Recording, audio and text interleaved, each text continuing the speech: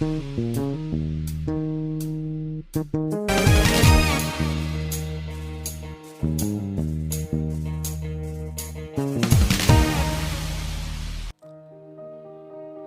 friends, welcome back to our channel Educational Sat.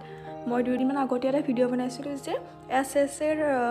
যি appointment সেই এপইণ্টমেণ্টো 5 তাৰিখে সৰু সজাত একেলগে দিব কিন্তু বহুতে হয়তো বিশ্বাস কৰা নাছিলে বা সন্দেহ কৰি আছিলে যে দিব নে নিদিব ডক্টৰ হিমন্ত বিশ্ব শৰ্মাদেৱেও এই ক্ষেত্ৰত কৈছিল যে এছএছএ সকলকো একেলগে এপইণ্টমেণ্ট দিব 5 তাৰিখে সৰু সজাত কিন্তু সেইটো চিয়ৰ হোৱা নাছিলে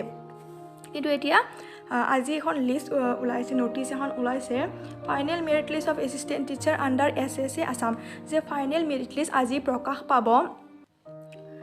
3 ফেব্ৰুৱাৰী তাৰিখে আজি 4টা বজাত ফাইনেল মেৰিট লিষ্টখন প্ৰকাশ পাব কোনে কোনে এপইণ্টমেণ্ট পাব সেই সম্পৰ্কে হলে সিলেক্ট হয় তেওঁলোকে লগত লৈ যাব লাগিব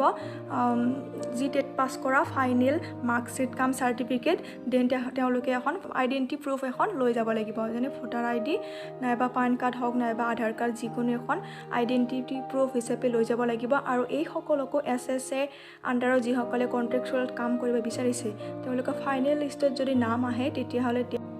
তেওঁলোকে DEE লগতে DSE লগত একেলগে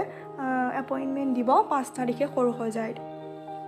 So thank you for watching the video. Have a great day.